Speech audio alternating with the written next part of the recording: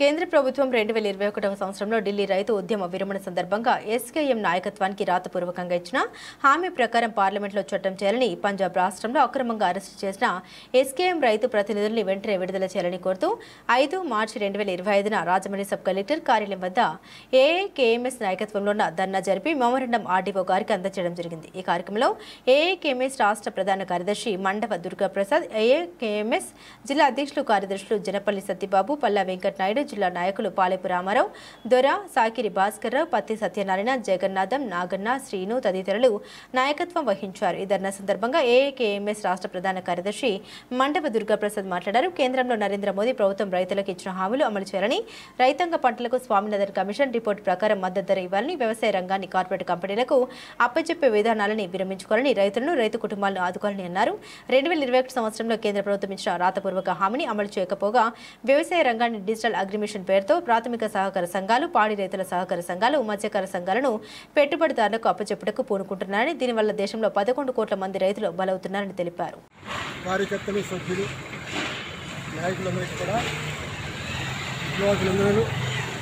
ఇవాళ దేశవ్యాప్తంగా రైతు సంఘాలు ఎస్కేఎం నాయకత్వంలో, రైతు సంఘాల ఆంధ్రప్రదేశ్ రైతు సంఘాల నాయకత్వంలో, మన అఖిల భారత రైతు సంఘ నాయకత్వంలో ఆందోళన చేపట్టాయి. ముఖ్యంగా గత 4 సంవత్సరాలుగా గిట్టుబాటు ధరల కోసం, ఇతర రైతాంగ డిమాండ్ల మీద అమలు చేయమని 4 ఏళ్లుగా రైతు సంఘాలు ఆందోళన చేస్తూ ఉన్నాయి. కేంద్ర ప్రభుత్వం మోడీ నాయకత్వంలో రైతు సంఘాలకి హామీ ఇచ్చి రైతు వ్యతిరేక చట్టాలు ఏవైతే కేంద్ర ప్రభుత్వం చేసిందో వాటిని ఉపసంహరించుకుంటానని, రైతులకు గిట్టుబాటు ధర చెల్లిస్తానని, రైతాంగ సమస్యలన్నీ కూడా పరిష్కరిస్తానని చెప్పి హామీ ఇచ్చింది. కానీ ఆ హామీని అమలు జరపకుండా లాంచుతూ ఇవాళ తిరిగి కొత్త చట్టాలు తీసుకొచ్చి మొత్తంగా అసలు రైతు సంఘాల డిమాండ్లని పక్కదారి పట్టించేటువంటి పరిస్థితులు ఇవాళ కేంద్ర ప్రభుత్వం వ్యవహరిస్తూ ఉంది. ఈ దగాకోరు మోసపూరితమైనటువంటి కేంద్ర ప్రభుత్వ విధానాన్ని అఖిల భారత రైతు సంఘం తీవ్రంగా ఖండిస్తూ ఉన్నది. అంతేకాకుండా రైతు సంఘాలు ఏవైతే డిమాండ్ చేస్తున్నాయో ఉపాధి హామీ పథకాన్ని అమలు చేయమని, రైతులకు, వ్యవసాయ కూలీలకు, పేదలకు పెన్షన్ ఇవ్వమని చెప్పేసి 60,000 రూపాయల పెన్షన్ ఇవ్వమని చెప్పేసి వాళ్ళ రైతు సంఘాలు డిమాండ్ చేస్తూ ఉన్నాయి. అలాగే అన్ని వ్యవసాయ పంటలకు మిర్చి, పత్తి, పొగాకు, చెరకు, ధాన్యం ఇలాగా వైట్ బర్రెలు కానివ్వండి, పిక్కలు కానివ్వండి, ఇలాంటి అన్ని పంటలకు కూడా కేంద్ర ప్రభుత్వం సహేతుకమైనటువంటి, న్యాయబద్ధమైనటువంటి రేట్లు చెల్లించాలని, గిట్టుబాటు ధర నిర్ణయించాలని చెప్పేసి అఖిల భారత రైతు సంఘం డిమాండ్ చేస్తాం. అంతేకాకుండా ఇవాళ రాష్ట్రంలో, కేంద్రంలో అధికారంలోకి వచ్చేటువంటి ప్రభుత్వాలు ఏవైతే ఉన్నాయో, కూటమి ప్రభుత్వాలు, కేంద్రంలో ఎన్డీఏ కూటమి, రాష్ట్రంలో తెలుగుదేశం కూటమి అధికారంలోకి వచ్చాయి. ఈ 2 ప్రభుత్వాలు కూడా ముఖ్యంగా చంద్రబాబు నాయుడు గవర్నమెంటు ఎన్నికలప్పుడు అనేక వాగ్దానాలు చేసింది. అనేక రకాలైనటువంటి ఎన్నికల మేనిఫెస్టోలో కూడా అనేక రకాలైనటువంటి విషయాలని పొందుపరిచింది. వాటిని అధికారంలోకి రాగానే అవన్నీ కూడా అమలు చేస్తామని చెప్పేసి తెలుగుదేశం పార్టీ హామీ ఇచ్చింది. జనసేన, తెలుగుదేశం పార్టీ వీళ్ళందరూ కూడా. కానీ ఎన్నికలు అయిపోయినాయి, 8 నెలలు దాటిపోయింది. వాటిని అమలు చేయకుండా ఇవాళ తాత్సారం చేయడమే కాకుండా ఆ యొక్క డిమాండ్ని, ఆ యొక్క హామీలని పక్కన పెట్టి వాళ్ళ రాష్ట్ర ప్రజలని తెలుగుదేశం ప్రభుత్వం మాయ చేసేటువంటి, మోసం చేసేటువంటి, పక్కదారి పట్టించేటువంటి వైఖరిని వాళ్ళు తీసుకున్నది.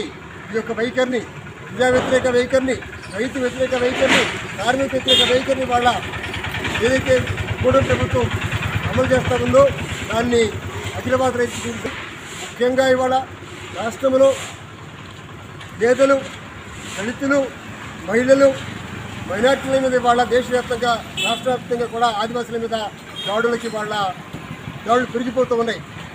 ఈ దాడుల్ని ఆపాలని ఏదైతే సమస్యలు, దళితుల సమస్యలు ఉన్నాయో, మహిళల సమస్యలు ఉన్నాయో, అదేవిధంగా మైనారిటీల సమస్యలు ఉన్నాయో, వాళ్ళ చట్టాలు ఏవైతే ఉన్నాయో ఆ చట్టాలని వాళ్ళ అమలు చేయడానికి వాళ్ళ చర్యలు తీసుకోవాల్సిన అవసరం ఉన్నది.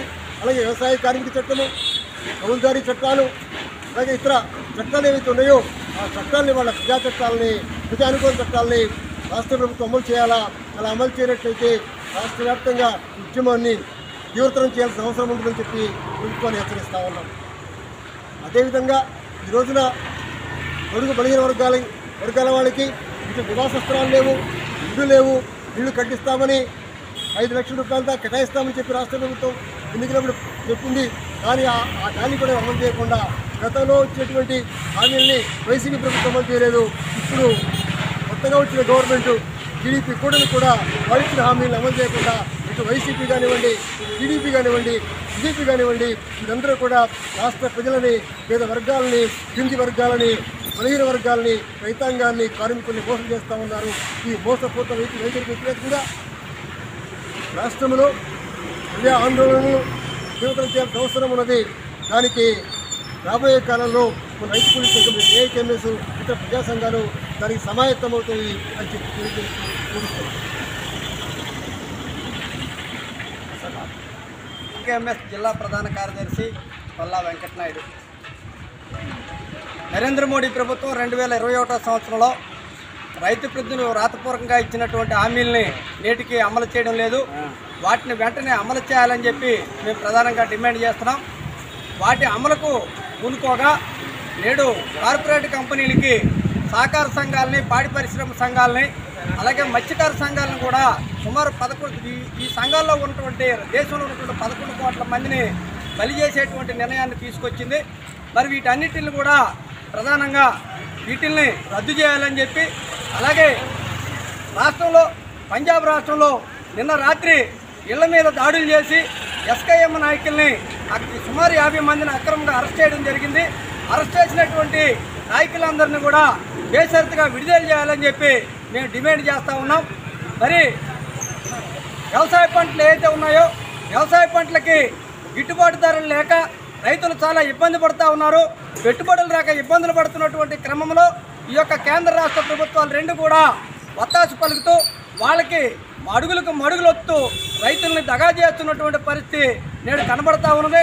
ఎందుకంటే ఈ యొక్క నెలలో ఆంధ్రప్రదేశ్లో వ్యవసాయ పంటలు, పప్పు ధాన్యాల పంటలు వచ్చేటువంటి క్రమంలో యొక్క రేట్లు తగ్గించామనేటువంటి పేరుతో పప్పును తదితర వాటిని తగ్గించి రైతాంగ పంటల్ని అతి తక్కువ ధరకి పెట్టుబడిదారులు